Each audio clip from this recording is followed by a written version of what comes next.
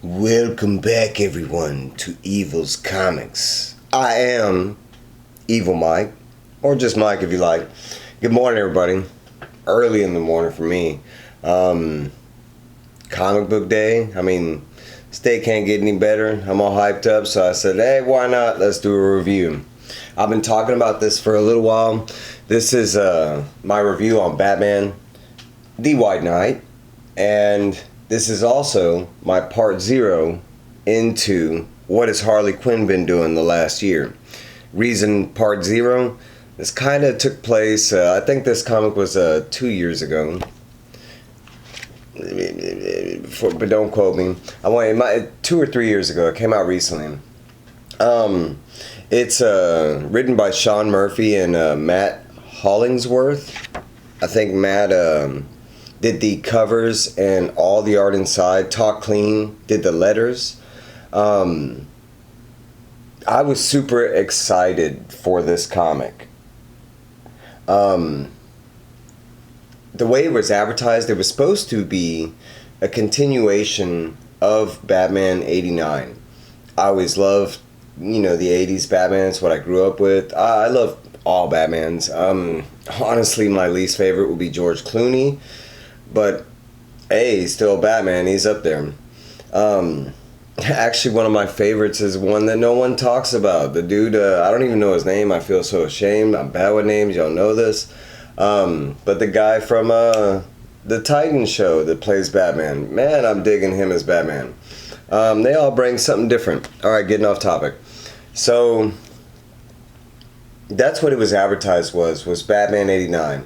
And it kind of starts out like that because, like, for instance, this is the Joker, and he does revert to his name, Jack Napier.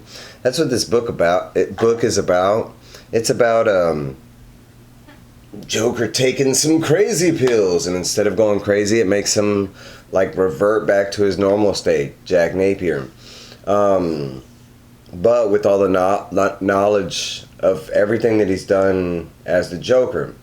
So that's why the comic is called Batman the White Knight. It's not about Batman. This book kind of paints Batman as the bad guy. And honestly, in some real world kind of ways. So the issue starts out, and it's basically like, and it's going to be really dark. I don't know how much is this going to point out. But, like down here, they have like Batman in Arkham. He's in chains. He's locked up. They got Jack Napier actually going to see him in Arkham. And they're kind of setting up the main story about, like, for instance, why Batman's locked up. It goes back to like a year ago. And it's this whole scene where Batman's chasing Joker through Gotham. Everyday stuff. Every day since issue number 1, right? But we're kind of seeing a different side of Batman as he's going through.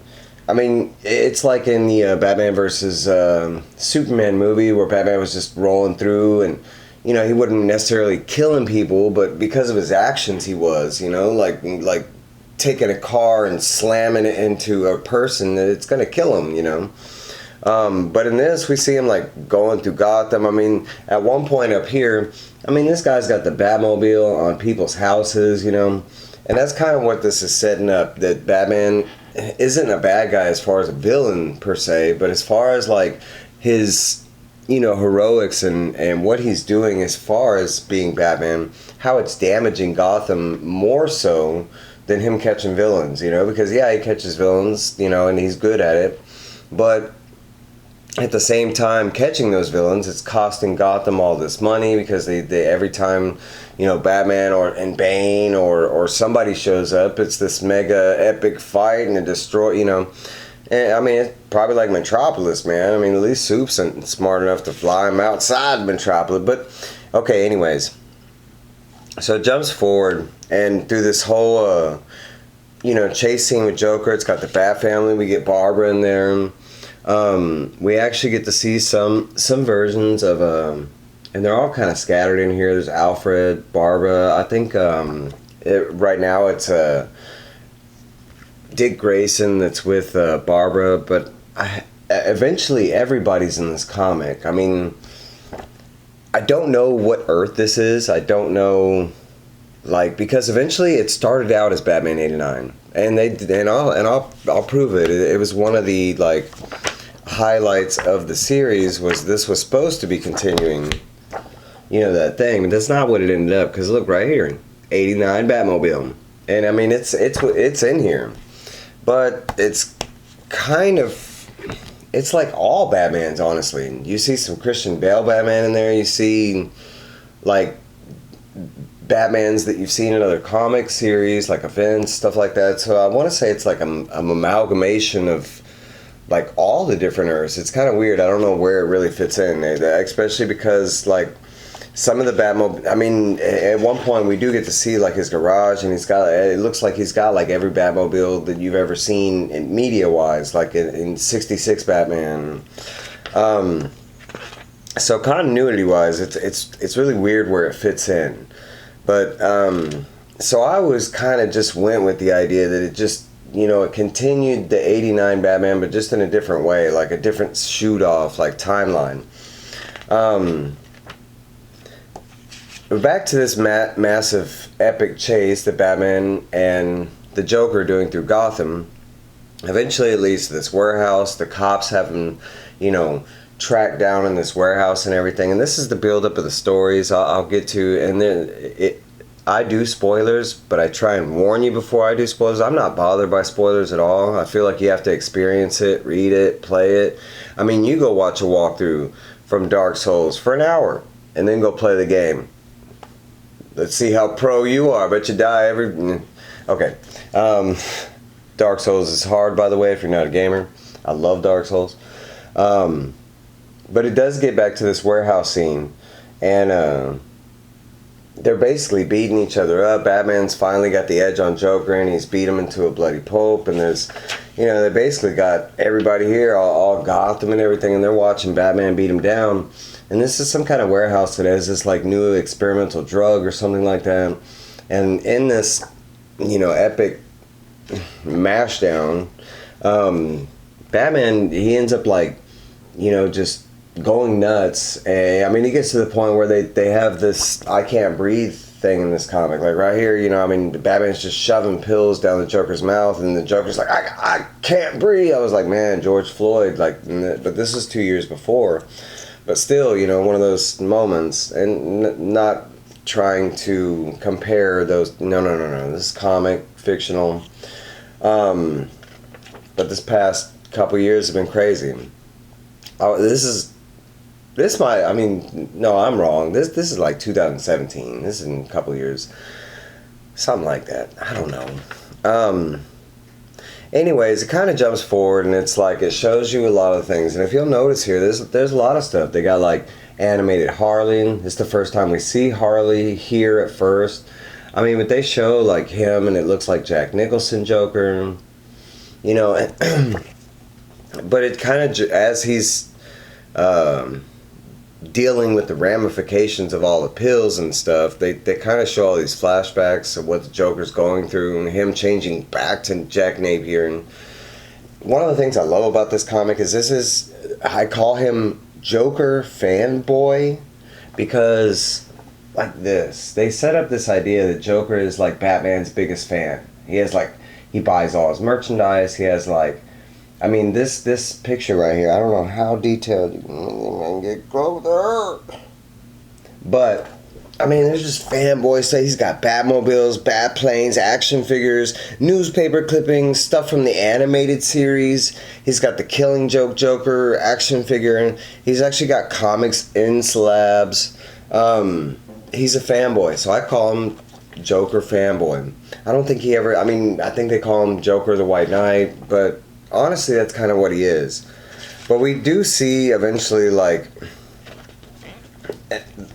is kind of the end of the first issue. It ends up, I mean, I'm not going to go too far in everything in the story, but that's kind of like the setup of the first issue.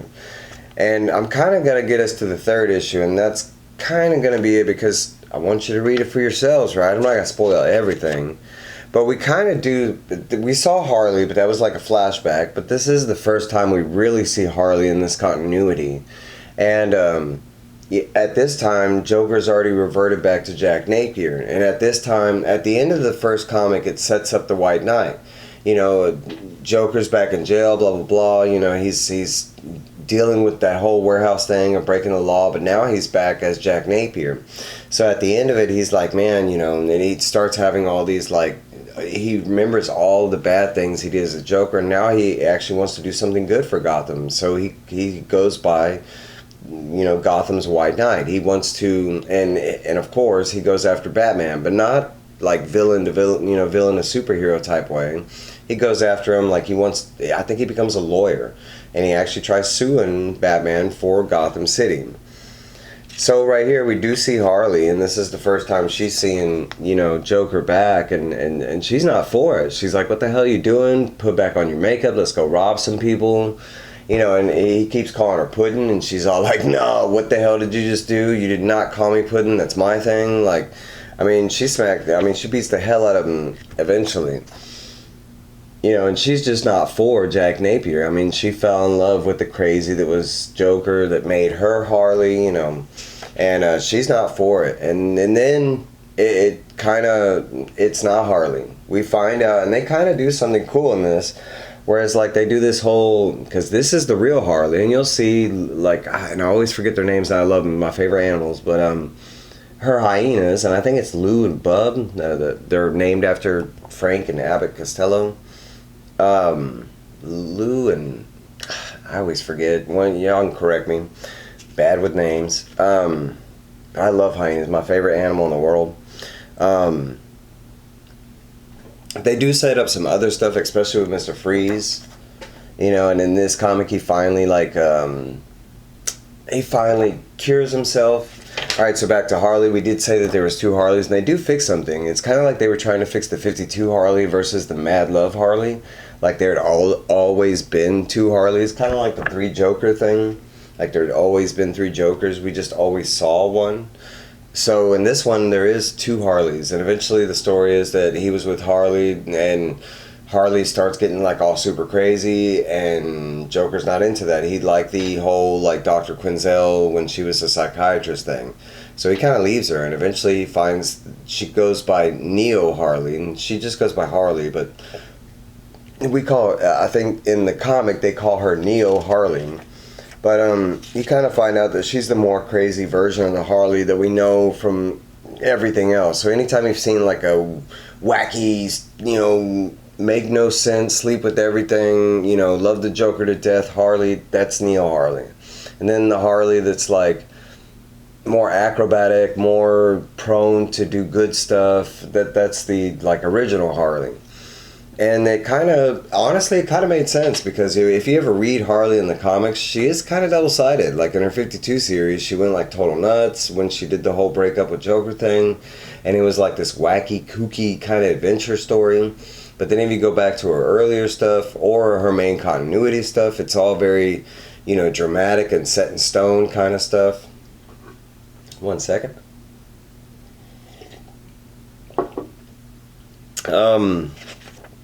They do start setting some other stuff up. Joker starts Jack Napier and this Neo Harley. They start taking control of all the other villains, and I'm gonna get to that. But they start, you know, taking control of all the other villains, and they start this massive war. I can't remember the reasoning behind it, and it's not really that important, but it's kind of set up right here, and we meet this other faction called the GTO. It's building up. In this series, they, instead of like, because they finally do go after Batman and they break him, and not break him like beat him down or anything, but they do kind of set that stone policy up that, hey, Batman's been destroying Gotham type thing.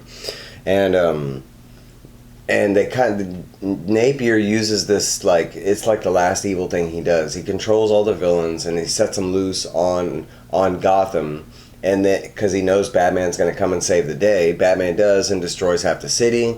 Of course, at this time Jack Napier's like, you know, he's trying to sue Batman for all this like property damage, and bam, look what happens. Like all these villains attack and Batman saves the day, destroys, you know. So I mean, that's kind of the main setup of the whole thing. Now, there's a whole lot of other stuff that goes in here, so that's kind of like main story, because I mean, I don't reveal how it ends, but that's kind of the whole main plot right there. There is, once they kind of do go after Batman, they set up this thing called the GTO, and it's the police force's version of like adding vigilantes to their police force. Like they have detectives, patrolmen, and then they add like vigilantes, you know, and it's like they're called the GTO. And Nightwing and Barbara, a lot of the superheroes actually sign on with this, and they become part of the police force. They were like, how come we weren't doing this all along? I mean, they still allow them to wear their costumes, and Bruce actually donates like cars and all this, or I don't know. And here's like some of the setup, and this is like, you know, Joker like this is the beginning stages of him taking control of all the villains. I would like to point out, I mean, this is like, I mean, we got Bane, we got like Napier here, we got like Two-Face, we got Ratcatcher and Penguin. It's supposed to be original Harley, but it's Neo. We got Riddler and Court of Owls. We got like the Falcones, which is really cool. We got Black Scarface. And his puppet is black too. I really dig that. Killer Croc. I mean, he basically takes control of all of them. What he does, he uses Clayface and Mad Hatter and just brainwashes all of them to set them loose on Gotham, so he can complete this plan to go after Batman. And basically, it's this whole story like of them forming the GTO, like Jack Napier going after Batman. I mean, the reason I wanted to do this first off was because I have not heard a lot of people talk about this comic. This comic is great. It's amazing. I mean, Sean Murphy with the story, even though it didn't continue the whole 89 thing, it kind of does, because, I mean, like I said, there's some Dark Knight movie stuff in here. I mean, Neo Harley, when she gets in costume, it's a different take on Harley, but it's still pretty cool. Like the whole like super villain like war that goes down, and I'm getting there. I mean, everything that Sean Murphy does in this like major scene wise, it gets ridiculous, and it's I mean, it's exactly what I wanted. Sean Murphy is, I mean, his storytelling is beyond. I as far as I know, this is the only comic that I know from Sean Murphy. Now, he's new to me, so I might have read stuff that he's done before, but as far as I know, this is all I've read. And there's 3 parts to this story, and I picked up everything I could. But let's see. I mean, like right here, this is like the Batcave, and you can actually see it's got like the Dark Knight Tumblr. I mean, we got animated Batman Tumblr 66, 89. We got 1930s Batman. We got the Bat Tank. We got this version of their Batmobile, which is this one down here, but I'll kind of see if y'all can see it again.